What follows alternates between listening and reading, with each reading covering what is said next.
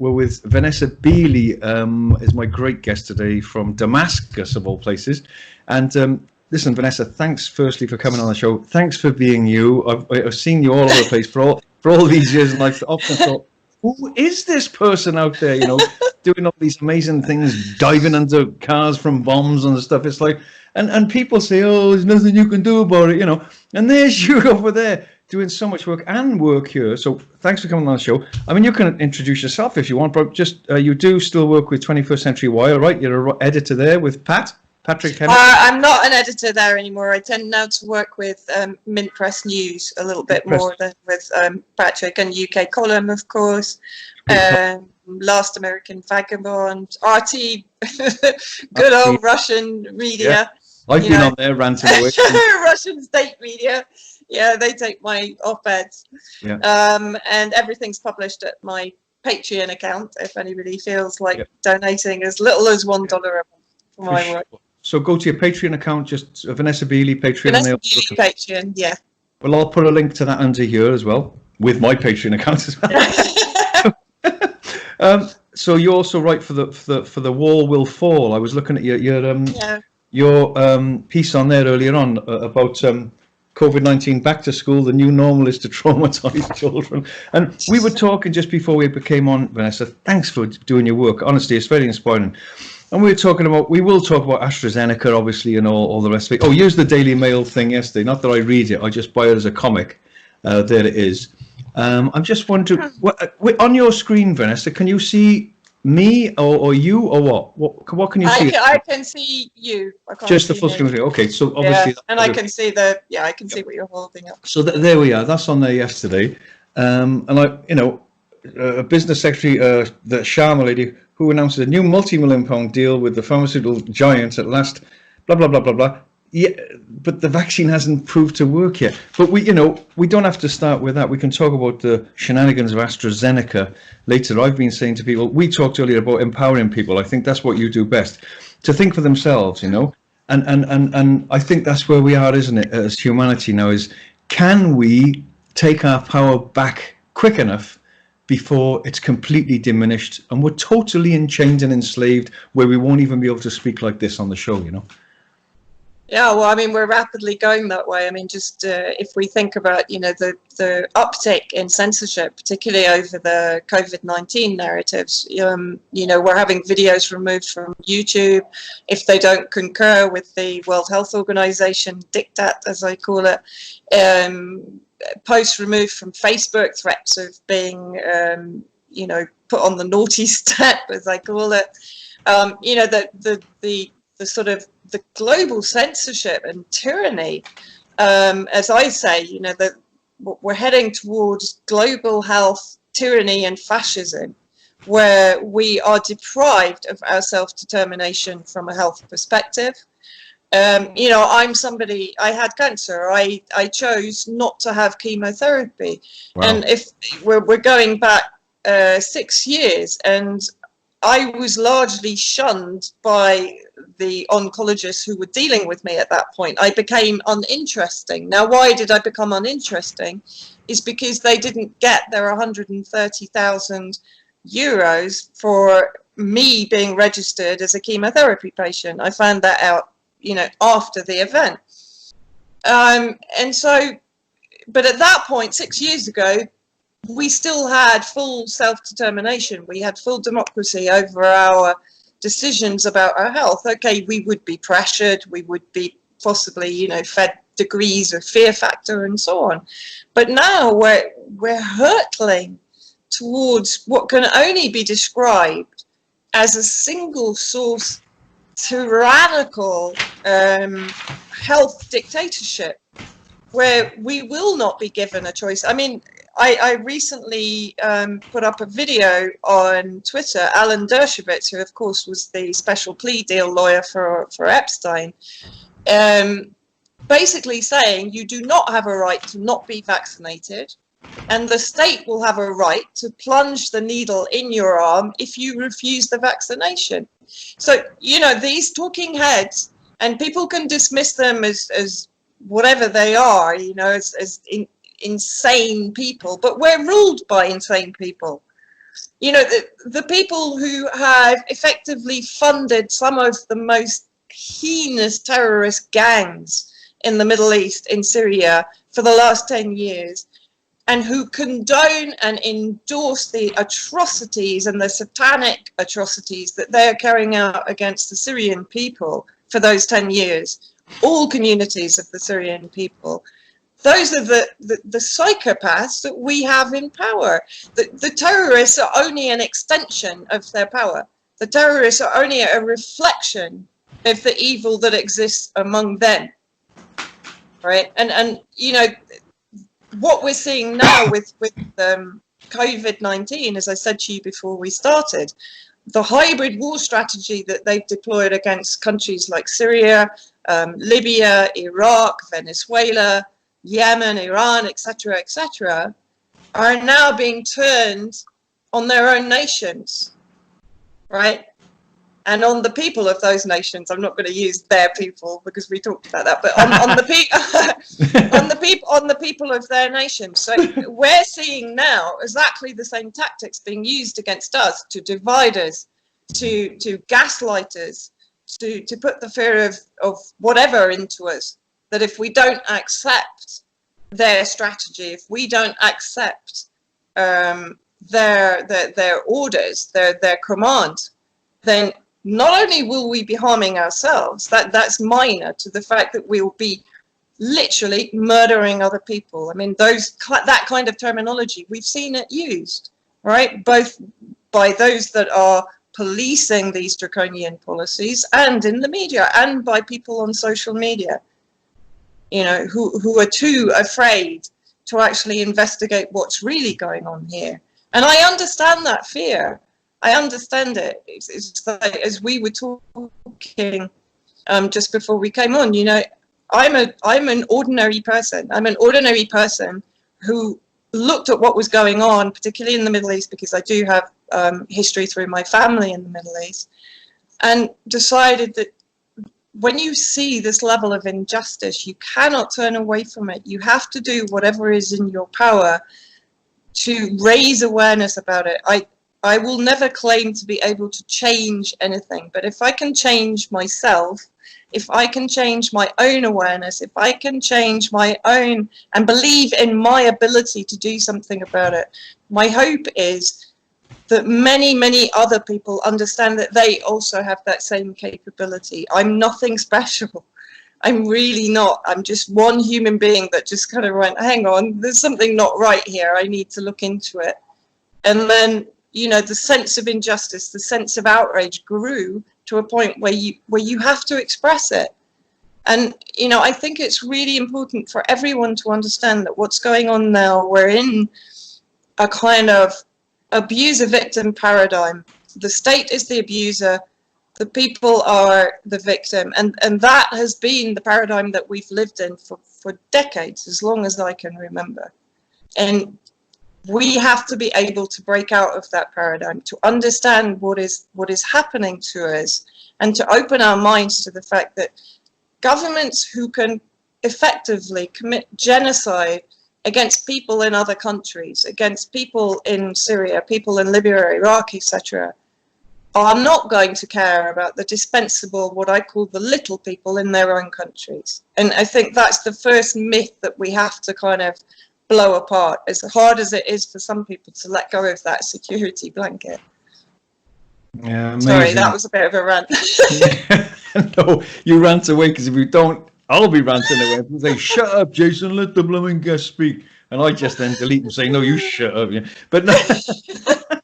So that you can get your own back on the threads sometimes by just saying, well, I can just delete them. But no, it's fantastic, Vanessa. Thank you. That's what we're here to do, to rant. And it is a conversation, just to say to people, it's not just an interview. I hate interviews like, oh, Miss Beeley, what do you think? It's like, stop it. So it's fantastic. Victim abuse are lovely. And it reminded me, when you said that, about when I was writing my book, which I'll show everyone later on. I remember looking outside my house one day, Vanessa, and I saw a street light in the night, and there was all these flies hurling themselves towards the light into the spider's web, which was cast over. I thought, my God, those flies have got to get to that light. They have to, and the spider's put his web there. I used it in the context of the student loan trap. I know it's off topic, but when you said, when you said victim abuser, that is where we are. So, and I said, the light is the job, the success, the money, the pension, and the students, the young people have to get to that light. And the government know that, so they give them a student loan, the student loan trap. But I said the spider's less devious and unscrupulous than the government, because at least when it catches you, it enswathes you and eats you in 2 weeks. The government, like you said about the victim abuser, they actually catch us when we're young, in our jobs, in our housing, or this and they abuse us for life. And people don't see this. So at last, with this lockdown and with this situation we're all in at Vanessa, people have had time to reflect and actually really study the system in their lives, and they know something's wrong. Like you said, you always felt something was wrong. So did I. I always felt it was like, something's wrong. Work, people say, oh, come on, Jason. They don't even pay. They don't even give you a free funeral. My God, you imagine that. If that's not a system of slavery, I don't know what is. So yeah, well said for that. And victim abuser, I call it a sadistic, masochistic symbiosis. So we're allowing ourselves to be abused, and they're abusing us. It's like this thing.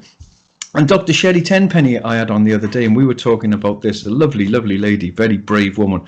And someone was ranting at me on the thread saying, yes, Jason, but talk about solutions. And I'd already said on the show, the solution is this. No! That's the bloody solution. No!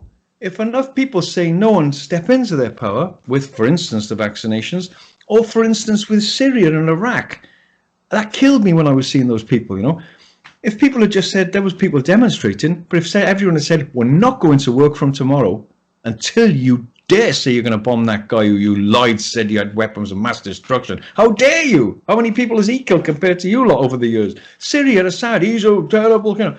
It's disgraceful, everybody, disgraceful. So stop being bloody brainwashed by all this and step back into your power before it's too late. Because I don't know, Vanessa, I feel we've got a small window of opportunity now, a portal. And if we don't say no now and the vaccines and the microchips come, we're done for. And I think you're absolutely right about the small window of opportunity. Look, and please don't everyone scream conspiracy theorist at me, but let's have a look at the Bill Gates element here. He, first of all, let me show that, pandemic. Vanessa. I'll just show that's your brilliant piece in UK column. What an amazing. Yeah, that's part two. That's part two of the series about the big pharma behind the UK government lockdown. But if we, if we go back to 2017, when Anthony Fauci was already predicting a pandemic during Trump's administration, and we know that Fauci is closely connected with Bill Gates. He heads up the Vaccine Decade project of Gates. But Gates has already told us this is pandemic 1. Pandemic 2 is coming, or he's mentioned pandemic 2, and he's also mentioned a bioterror attack. Now, I think James Corbett is one of the best at sort of saying to us, look, they tell you what they're going to do. It's just that most people kind of hear it and go, no, they're never going to do that. But look, these are the guys that engineered false flag after false flag. From 9/11 onwards, we had the war on terror, which is the war of terror, as John Pilger tells us absolutely correctly. Terror in this world has grown exponentially since the war on terror began. That's a very simple fact, and that's what I'm trying to say is that the thing is, they are so clever at behavioral insight. They're so clever at nudging public perception. They're so clever at telling us, no, this is a humanitarian disaster. And if you step out of line, you're responsible for the deaths that are being caused by this pandemic, this war, this terror construct, etc., etc. It's like, let's look at the white helmets in Syria. As soon as I started to question the white helmets, who were established as this first response unit, this humanitarian organization made up of volunteers just wishing to save all of humanity, when you step your, when you dip your toe into that, the screeching that came back of like, oh, how can you say that? They're rescuing babies. Look, they're rescuing children. They're pulling children out from under the rubble. Now, however many years later, 4 years, 5 years later, I'm pretty much vindicated. They falsified events in Douma in March 2018 when I was actually in Damascus. They potentially murdered the children that were used in that falsification. They have been proven to be working with the likes of Jaish al-Islam and Al-Qaeda and every other, barbaric, savage, extremist sectarian group inside Syria. It's proven. Just because Western media isn't accepting it and they're still towing the party line, it doesn't mean that we're not vindicated, those who have questioned this construct. So what I'm saying is that nothing is cast in stone. Everything should be investigated, everything should be questioned, and everything should be doubted. Because it's your health, it's your life, it's your welfare, and it's your future that is at stake here. Yeah. I'm just busy having a coughing fit. I don't even smoke. There's no, it's amazing. It's amazing. Yeah, quick coughing fit, but it's not COVID, I was just about to say, the police knocking on the door. He coughed on his show. Let's get him, Let's get him out of the house. I saw him sweating. He's got the bottle. But, on the second great thing you did, go to UK Column, everybody, and read this. But I loved just the first couple of lines you quoted. To achieve world government, it is necessary to remove from the minds of men their individualism, loyalty to family, tradition, national patriotism, and religious dogma. Dr. George Brock Chisholm, who served as the first Director General on the World Health Organization from 48 to 53.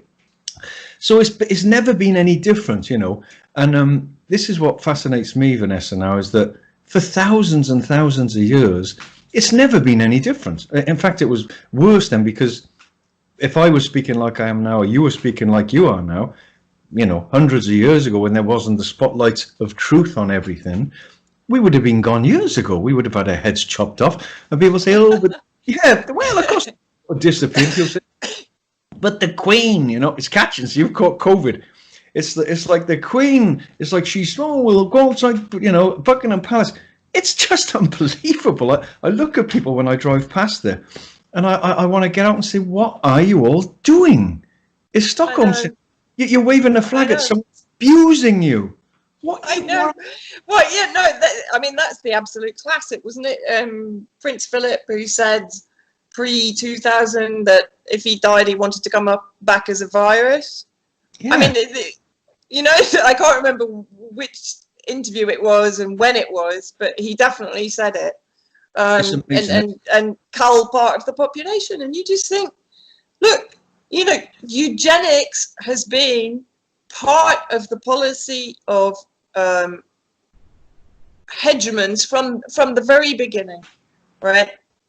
Why would it be any different now? If we look at, for example, let's go back to Syria again. Let's look at what I call the harvest of war. Now, the harvest of war, people will argue, yeah, but they want the oil, they want the resources, etc. Yes, that's an element of it. But one of the most shocking and horrifying harvests of war is human trafficking. It's child trafficking. It's organ trafficking, right? Now, that trafficking goes into different streams. This is something that, I've investigated, particularly with Whitney Webb, whose work on DARPA and all of the Dark Winter program and this. I thoroughly recommend to everybody to go and read Whitney Webb at Last American Vagabond and Mint Press News. She's outstanding in her investigative journalism. But if we look at, as I said, the harvest from wars, if we go back even to Vietnam and you look at Operation Baby Lift, if you look at the photographs of all the Vietnamese babies being brought out of Vietnam for adoption by American couples, illegally brought out, by the way, and this has happened in every single theater where the US coalition or the coalition of imperialism or whatever you want to call them, have operated, where they've attacked a prey nation. One of the biggest harvests are children, and those go into various streams. You can imagine those go into the Epstein type streams, they go into the pedophilia streams, they go into the organ trafficking streams. This, I can't tell you, I'm speaking about it in a very dispassionate way, but when you touch upon the darkness of what is being organized under the cover of these so-called humanitarian wars, it is absolutely horrifying. When you speak to, as I have done, civilians who have seen their children taken away and returned with their organs missing in Aleppo, in eastern Ghouta, these are extremely well-run operations, and believe you me, our governments are funding aspects of those operations. Not only our governments, our legal entities, our legal institutions, our policing institutions, our military institutions, all of them are involved to some degree or another. Just check out child trafficking, organ trafficking. It's one of the most lucrative markets, the red market. And what people need to understand, I don't know how I've diverted onto this, but what people need to understand is the red market, as it's called, does not only involve, as people might imagine, organs. It includes hair, eyes, bone marrow. Everything is recyclable from that body that is stolen, effectively stolen, by those mafia outfits that are running this, the traffickers. And the white helmets stand accused of trafficking. So there again, you have the British government effectively financing an organization that stands accused by Syrian civilians that are ignored, of course, by the British government, of organ trafficking, child trafficking, human trafficking, and all sorts of other barbaric acts carried out against Syrian civilians. But that entire body of evidence and testimony is completely ignored, of course, because it doesn't meet the required narrative, and it doesn't protect the construct, the concept of this first response unit infiltrated into a prey nation in order to give humanitarian cover for the terrorist groups that are also being financed, aided and abetted and armed and equipped by our government and the other governments that form part of the US coalition. So what I'm trying to say here is governments who can directly or indirectly be involved in such heinous crimes against humanity, not to mention the supply of bombs and cluster bombs to the Saudi coalition to massacre the Yemeni people and to enforce a humanitarian blockade against 27 million Yemenis. A government that is capable of doing all of that is equally capable of doing it to people that it considers dispensable or not needed within its own society.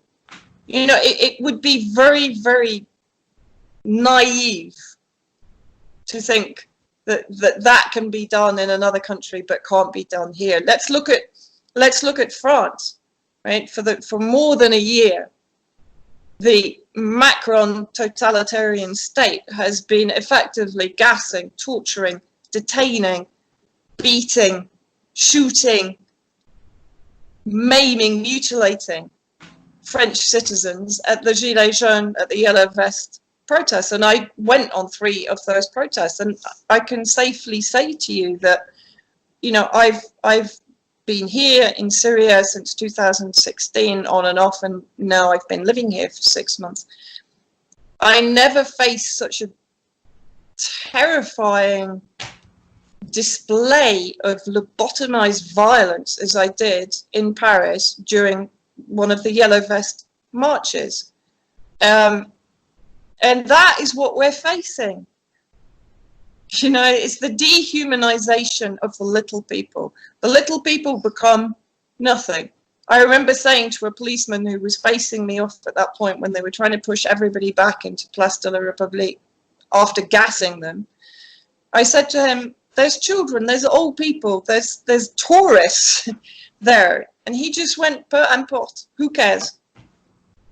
This is what you're facing. It's a complete programming that's gone on in security forces in each one of these countries, so that the people that are effectively trying to resist or trying to defend their rights or trying to defend their self-determination will be dehumanized in the same way that our governments have dehumanized Syrians, they've dehumanized Yemenis, they've dehumanized Palestinians, Libyans, Iraqis. It's what they do. It's what they do when they want to get rid of you, when they want to repurpose policy. That's what they do. They dehumanize, they discredit, they destroy whatever they want to get rid of in order to form whatever new world order or new normal that they're working towards.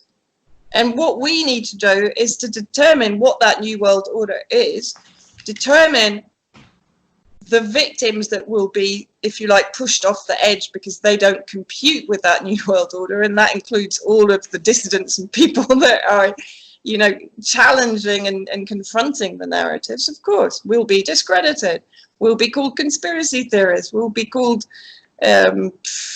murderers, will be told that, you know, we're responsible for the deaths in probably pandemic 2, which we predict will come around September time if we don't have a bioterror act before then. You know, this isn't going to stop. This is only part 1. And I would really, this is another thing, I would love to be wrong about this. Me too. Nothing would give me greater pleasure than to be wrong. It's not about being right or wrong. It's about reporting what I see. It's about me doing my research and presenting that research for people to make up their own minds. They can disagree with me. That's fine. You know, I'm absolutely happy to be disagreed with and to have a civilized debate. But if you start calling me a conspiracy theorist, or when our entire life is a conspiracy, you know. It's amazing, Vanessa. You know, I just often at the beginning of shows, I said the same thing to Dr. Sherry Tenpenny the other day. I said, look, Sherry, I know you're here to do your job on that planet. I know it's who you are, so you're doing it, and maybe you're enjoying all the rest of it, and you're here to play a role to help administer the smelling salts, if you like. But I say to them, I'm really sorry that you've still got to talk about this, and I'll say the same thing to you. I know it's who you are and why your job. I'm really sorry you've got to still talk about this stuff, and there's people just still not listening, right? So I'm the same. I would love my family to be able to say to me, "Ha, we knew you were a lunatic." I'd be the first one to say, "Thank God for that," you know. Thank God. No, I think you know, hooray! I was wrong. Actually, they're really good people, but. Do you know, Vanessa, I was just thinking as you were talking that, just when they said to everyone stay at home, now people had attacked me for saying this, Jason, you're going out. I got a lovely tan, look at me. It's not fake, it's like I've been down the beach, swimming, jumping in the river. I've never been out more, it's wonderful, out my motorbike. I'm not staying in. You dare tell me to stay in. He said, stay in. And they even got the yellow stripes around the boxes when Chris Whitty and that Matt Hancock are stood there. Stay in, and Boris Johnson, stay in, be good girls and boys. It's like, you serious? You're telling everyone to stay in? Are we all staying? 7 billion people. You know, that's the first thing. So that shows how much influence they've got, just to say, guess what? There's a terrible big pandemic. You know, obviously we know. But this is amazing because Chris Whitty is saying that. At the same time, he's put out a public statement basically saying that COVID-19 is not that bad. He didn't even call it a pandemic. He called it an epidemic. I mean, I've posted this time and time again, and I think people must have seen the video by now, where he basically says, you know, most people will only get very mild symptoms. Very few people will need severe treatment for it, and most people will survive. Yeah. Well, hold on. So on what basis do we now have a lockdown? Yeah. And you know, if we go back to the whole modelling to Neil Ferguson and his 100% failure record on mathematically modelling, you know, virus projections of mortality, he's failed 100. I mean, dismally failed. Not even sort of close. Not only failed, he's a mass murderer because of it. Yeah, because because actually, you know, what we should be doing is flipping this "you murderer" thing back round on people and saying, well, hold on, you know, how many children are now in poverty? 1.6 million benefit claims in the UK alone, 50% of the world's workforce potentially losing their livelihood. And that's we're only what, May, right? And they're talking about this continuing for 18 months. I mean, the effect, and let's look at the elderly, let's look at the over 70-year-olds, right, that are dying, and that's probably the biggest percentage of deaths from COVID-19. India, are the elderly abandoned in care homes and forced to sign DNRs, do not resuscitate, not basically given medical treatment. All the cancer patients that have been told that their treatment is being delayed because of the rush of COVID-19, and yet then we see many times empty hospitals. We see the Nightingale ward set up, beautifully named, of course, set up to receive not the elderly, not the most vulnerable to COVID-19, but the young and healthy. And surprise, surprise, I think there was one report, only 19 beds taken. It's like, come on, people. You know, and the sheer number of epidemiologists who are coming out and saying, you know, this is insanity. And even they are talking about, there was a brilliant interview, oh God, I've completely forgotten his name, Wolfgang Wodarg, I think. Oh, yeah, recently. Wodarg. Yep. It's a fantastic interview. And I mean, he even went into depth about the fact, look, when he was a parliamentarian, how the big pharma companies were signing secret deals with government. You know, this is the thing, and that's what I've focused on in both my articles. And I do recommend people to read them, because I think they'll be surprised to what extent the British government is actually indirectly and directly invested in big pharma, and in particular in vaccines. Across the board, within the medical advisory board to the government, which includes Chris Whitty, Patrick Vallance, of course, Neil Ferguson previously, Dominic Cummings, Matt Hancock, all of them have a vested interest in the promotion of global immunization, both financially and politically.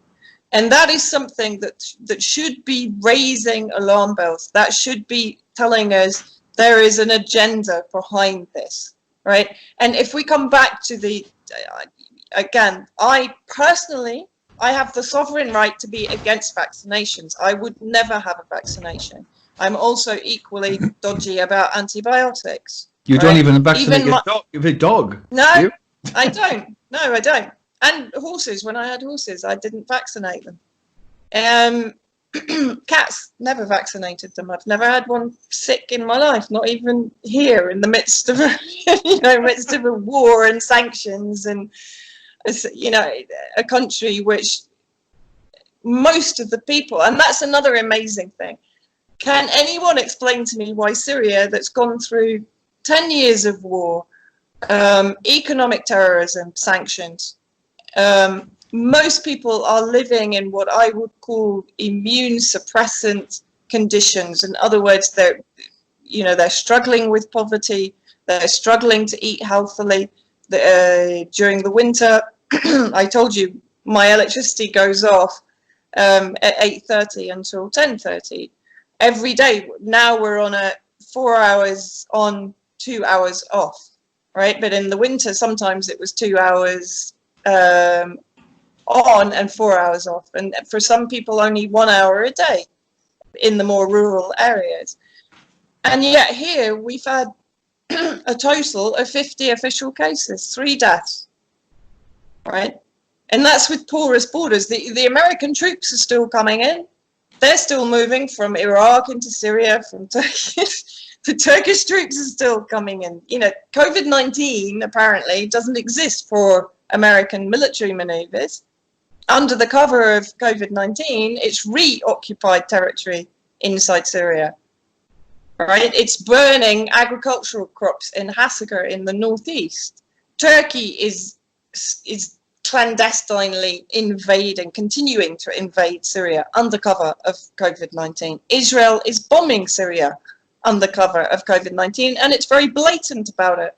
It sees COVID-19 as an opportunity to destroy Hezbollah and Iranian positions inside Syria. It's actually publicly announced that. So again, I need to say to people, think about what COVID-19 is doing. Think about how our governments are claiming that they're taking care of us. But at the same time, while this is a global pandemic, why are they doubling down on the maximum pressure measures against countries, against peoples like Syria, like Iran, like Venezuela, right, Iraq, Libya, etc.? Aren't they supposed to be humanitarian? Aren't they supposed to be waging this war to save the people of Syria? And yet here they are abandoning them, basically, to what they are describing as a global pandemic. I would disagree with that, of course, but that's how they're describing it. So let's go along with their description right now. And at the same time, they're increasing the funding to the terrorist groups in Idlib under cover of COVID-19. Oh, just in case there's an outbreak. There's no outbreak yet in Idlib, by the way, according to official sources. But just in case there is, let's put some more money into Idlib, which is basically controlled and dominated by Al-Qaeda. Let's give them some more money because no one's going to notice we're doing it now. America is reoccupying, as I said, it's moving troops back into Syria. It's going back to bases that it previously evacuated. Turkey is bringing more military vehicles, more troops into Idlib. So at the moment, we've got like a three-pronged action against Syria going on, and no one's taking any notice. Nobody's taking the blindest bit of notice because everyone's thinking about COVID-19. And the government itself, the British government, I mean, I urge people also to watch UK Column News. I mean, they are doing an outstanding job at the moment. But if you look at, I think it was on May the 11th, the programme where they showed the leaked documents from SAGE, which is the Scientific Advisory Group for Emergencies for the government. And on that, it was perfectly clear that this was a psychological war against the British people, waged by the government, where the media was being instructed to instill fear into a population because that will make them more malleable to the government policies. We're being played. We're being played. And this entire COVID-19 narrative is being used to double down the pressure on prey nations like Syria. The British government, the US coalition, had lost the military war in Syria, right? They'd lost it, despite a 2.8 billion investment by the British government into regime change in Syria. They'd lost the military war. So now what happens? COVID-19 comes in, right? It's brilliant. COVID-19, it's yeah, I mean, this is part of, you know, it's the war against China. If you watch John Pilger's The Coming War Against China, it's the same thing. This is an economic hybrid strategy war being waged against the entire axis of resistance, right? And Syria is pivotal to that because geographically, Syria is the hub of the trading wheel from China to Russia to Iran to Israel, of course, whose security must forever be protected. The chosen one. Europe, The chosen. Turkey, yeah. You're being anti-Semitic. You be careful, woman. You be careful. Yeah, go on. You know, so that's the thing. Once you start to unravel it, and as Whitney Webb, I think, said in an interview quite recently, she said it's all the same players. It's all the same tactics. It's all the same strategy, whether it's you know, whether it's a hybrid war, whether it's a proxy war, whether it's a psychological war, whether it's applied behavioral science being used against its own people, whether it's behavioral insights, it's the same tactics, it's the same players. You know, when you look at the multi-layers of all the Gates organizations, which are all kind of invested into by members or by agencies of the British government, let's say, both clandestinely and a little bit more overtly. But if you go to the UK Aid website and you type in Bill Gates, check out all of the collaborations that UK Aid has had with Bill Gates on global immunization. It's extraordinary. So, Yeah. you know, we have to follow the money. We have to see what is the driver here, right? It's not the welfare of the British people. It isn't. Because if they cared about that, they wouldn't privatize the NHS. They wouldn't cut back on emergency services so nobody could get to Grenfell Tower. They wouldn't gentrify areas, right? They don't care about those people. They don't care, Vanessa. Well said, Vanessa. It's wonderful to have you on the show because you know the truth has got a perfume to it, right? And that's when you know it's the truth. People say, "Well, I can't smell it." Well, that's because you haven't done your homework and you haven't looked at this. And this is one of the things I was going to say when you were speaking. It's like it's a very bitter pill to swallow. I've said it for years. I'm sick of hearing myself say it. A bitter pill for most people to swallow to actually admit that they've been tricked and fooled. Now, it's not like you've been tricked and fooled. You've been so busy in your jobs to survive with this sword of Damocles above your head and in such terror that you've got to pay your bills. I don't blame anyone for not looking into this. No. But just a quick thing, Vanessa. I have people coming into my studio a lot and in my gallery as well. And we talk about things and they'll say, yeah, it's dreadful, the government, this, but then there's a cut-off point. It's like about the children or the abuse of children or the organ harvest and so, or the satanic abuse of children. I can't. Real people who are on it, you know. I can't face that. I'll say you can't face it. That's a step too far for me. And you know what? That's why it's going on. I say to them because you not be able to face it gives them absolute carte blanche to do what they want. In other words, it's so evil and horrifying. Most people can't face it, which gives them carte blanche. They can do what they want, and people can't face it. And I'm just saying. I remember years ago when General Wesley Clark, you remember the iconic, thing he did with Democracy Now. I've played that 1,000 times. Listen, everyone, look what he says. And they came up to me after 9 and said, we're going to take over 5 countries, 7 countries, and so on, whatever. And people say, well, what? Oh, yes, Syria, this, that. He said it, and it's been going on, the thing, and they'd never do that. That's what people say to me, Vesta. They'd never do that. Why? Because we've become pathetic little orphans and they become our mummy and we become our mummies and daddies. And it's like, they'd never do that to us. They promised to do the best thing for us when I voted for Labour or Conservative or back to Labour, back to Conservative, back to... It's like, look, everybody, it's time to bloody grow up and stop being children. Yeah, sorry. And I think what's really important. Oh, one more thing. Sorry. Yeah, no, go on. This is the. I wanted to put this cherry on the top of one of my little rants because guess what? And I think you alluded to it earlier on. If you don't, you're complicit in the deaths of those children. It's like, oh, don't tell me I'm complicit. I've got nothing to do with it. By you turning a blind eye and looking away and giving it carte blanche, you are complicit in those children's organs being harvested and them being raped and their blood being drunk or whatever you want to say. You're complicit. Sorry, Vanessa. No, I mean, I think what's really important is to get out of this left-right paradigm because again, that's another construct that is used against us, of course, because as soon as I mean, I can't even remember all the various labels I've been given, from a sadist to Kremlin agent to Russian support to, I mean, it's just ridiculous. And then right wing, and then they couldn't make their minds up. Was I communist? Was I right wing? Was I neo-fascist? It's just. But, we need to get away from this because what it is effectively is a form of self-censorship because you end up kind of saying, oh, I'm not going to go on that platform because I'll be accused of being right-wing.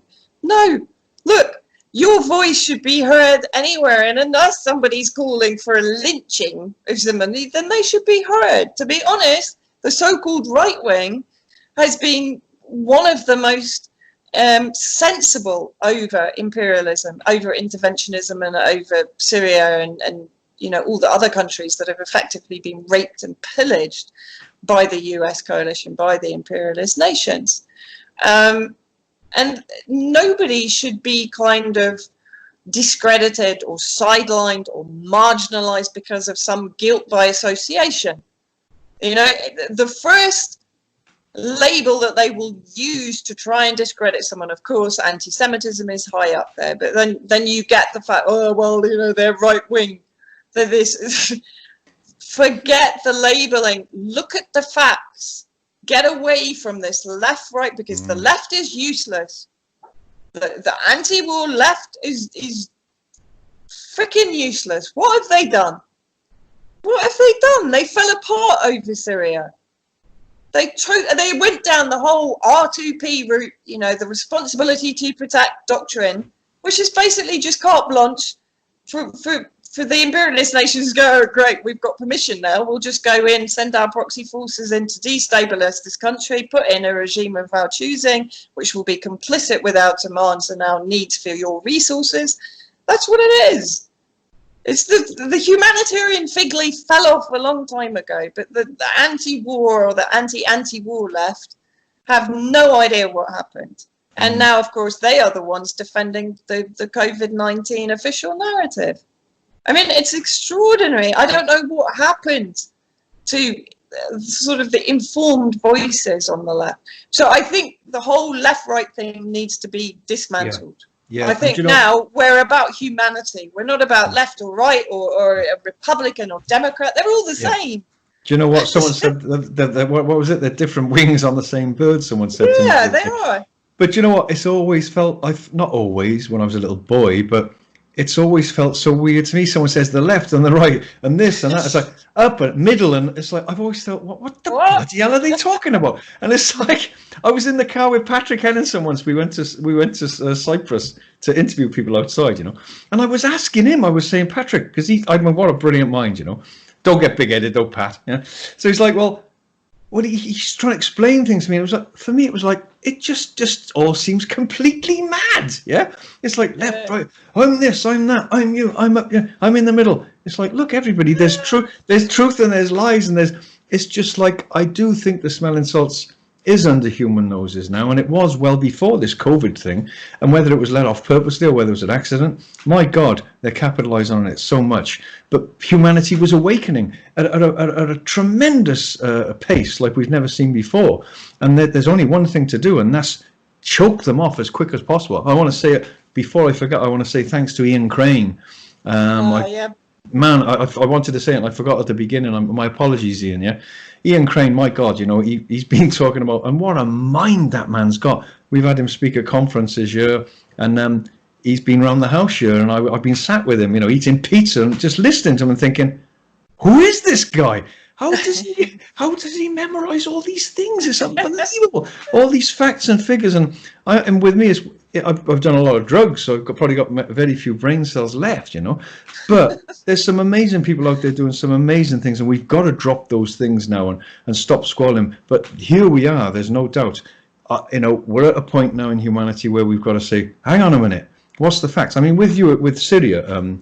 Vanessa, I know we haven't got a lot of time left, but it's amazing with you with Syria, because I saw him hang Saddam, and I saw Colin Powell with his little thing, and then, you know, and I was in amazement. The depleted uranium I was going on about, that was another thing, you know, those weapons of mass destruction. God, it was dreadful.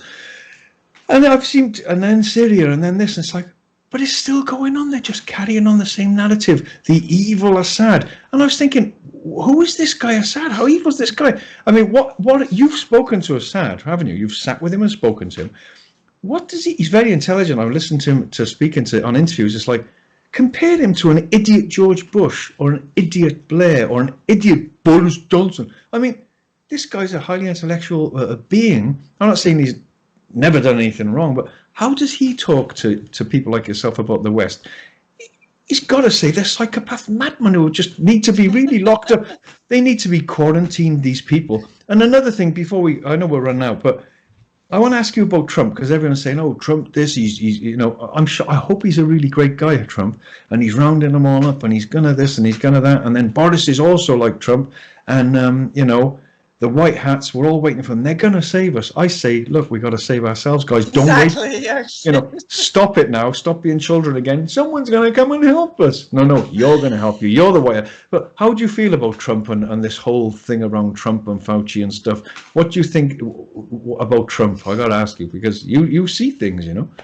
I mean, I think all it is actually is a sort of conflict of interest on a capitalist front.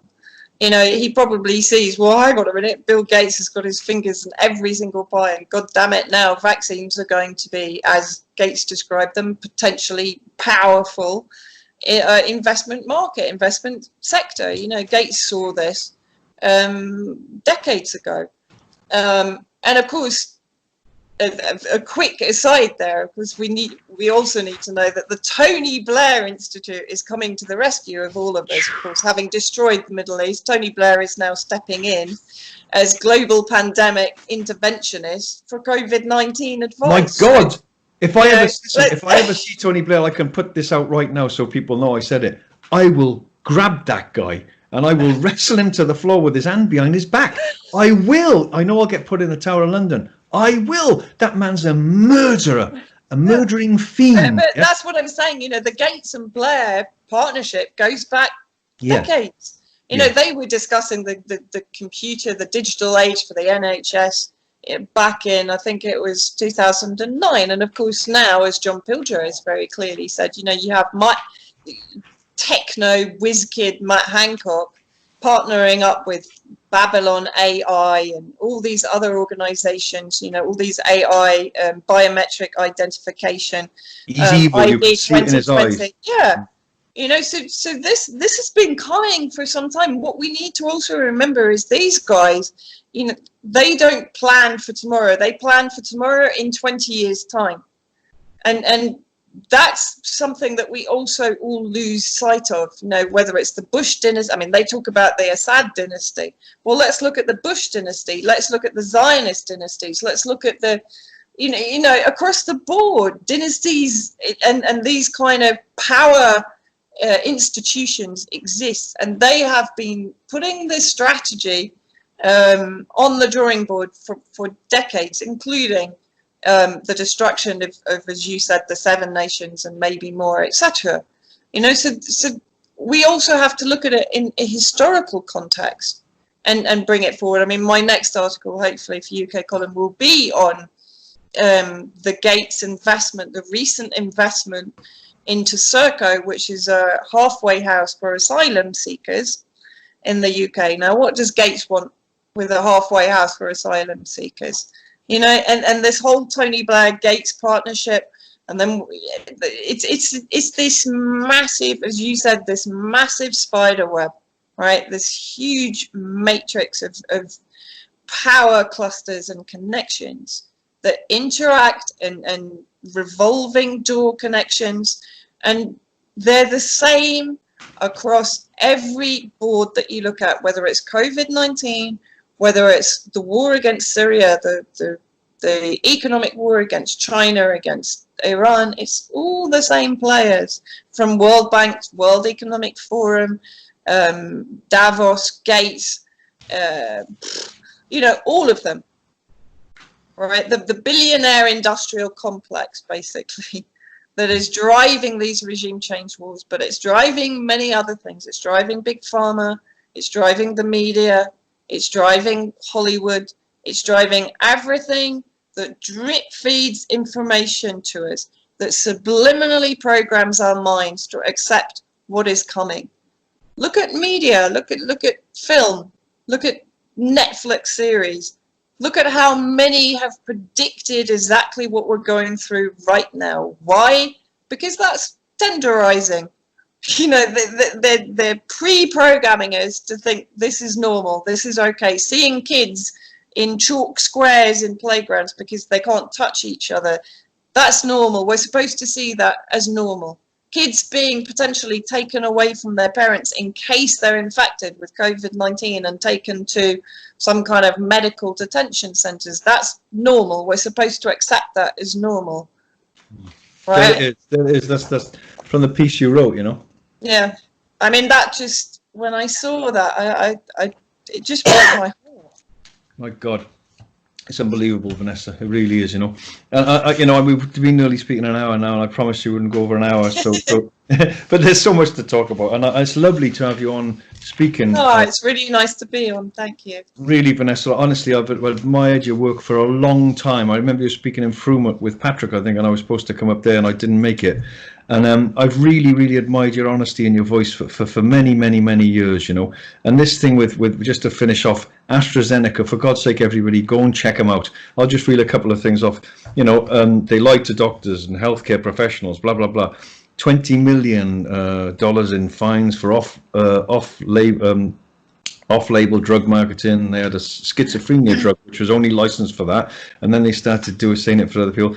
The 30 million, blah blah blah. There's huge figures they get being done over and punished for.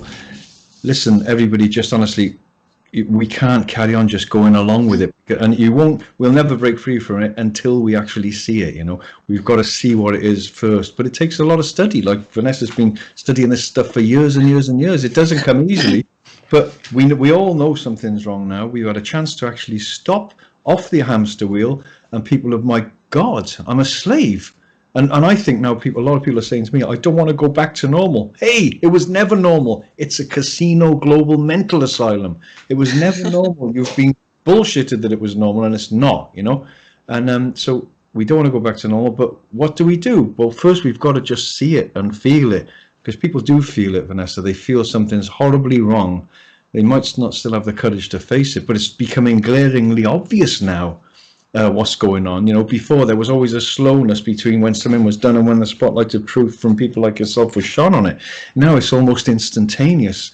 Something's done, boom. So there's a race to enslave humanity now, a total race. And like someone said to me, I told you in the beginning, they said, so give us some solutions, Jason. Listen, you're the solution. All you've got to do is say no with enough people, whether it's an extra carriage on the train in the morning so you don't have to stand there burping and farting on people, or whether it's saying no to vaccinations that you don't know anything about. Just say no, everybody, and that's it. It'll render them virtually helpless. But final words from you, Vanessa, to just give people some strength and hope. You already have. Thank you for what you've said. You know? People who feel a bit helpless, like, what can I do? I feel helpless. What do I do? I'm going to go back to my job in 4 weeks' time, and I don't want to go. I want to be a father again, a mother again, a husband again. I've been robbed, and people don't see their children growing up. You know, I've said start new communities. We're actually doing a whole thing about that. Natural Earth Eco Living. We've got .com. We've got a thing that we're trying to bring people together, start new communities, because I believe there's going to be a breakaway civilization when actually the shackles are really going on tight and the vaccines and the microchips. It's like, no. And the people that say no will have to start new communities, because otherwise you won't be able to get food unless you have the vaccination and the microchip. You won't be able to do any banking. So we're going to be forced to make that decision. What are we going to do? Are we going to break and start something different? What are we going to do? So final words for people before you go, Vanessa. Well, yeah, I mean, I think I think the first step is educating yourself. And as soon as you feel confident in your self-education, start educating other people. You know, start introducing them to the same information, to the same sources. Find sources you trust, and then follow them. You know, question them. Don't be afraid not to question them, because all of us are human beings. You know, we're going to make mistakes. We're going to get things wrong, but not deliberately, unlike mainstream media. And then I think, you know, we have to accept that, as you said, and I think that's an incredibly important point, none of us should be waiting for some non-governmental organization or for some governmental organization to put our life to rights. We are the ones that are going to make the change that we need. Only us. We are the only ones that can do it. And we've basically had our belief in our responsibility and our judgment and our rationale stripped from us by this whole gaslighting strategy which has been going on, which has basically taken all that self-empowerment away from us and replaced it with their alternative reality. And I think until we wake up to that, we can't get out of that victim-abuser relationship, but we can get out of it as soon as we start to inform ourselves. That is, I can't sort of overestimate the importance of information, the importance of variation in the information. You know, get as many opinions as you can. You don't have to agree with them, but just get as many as you can and take the truth out of them and form your own opinion, and then it's yours. Yeah, well said, Vanessa. And where can people find you again? Where's the best place if someone wants to contact you or something like that, you know? Best thing is probably either on Twitter, Vanessa Beeley on Twitter, or on my Patreon, or on my email address. I can give that to you and you can put it out. Okay, fantastic, Vanessa. And there's my book. Please go and get that, The Emergency Transformation of Human Beings. I wrote that 8 years ago. It's very timely now, I got to say. It was 8 years too early. It's exactly what's happening now, you know. And so thanks so much, Vanessa. Obviously, please subscribe to this channel as well. Stay there 1 second, Vanessa. I just want to ask you something before when I've signed off. And listen, thanks for everyone for having the courage to you know, see the truths that come out of people like Vanessa's mouth.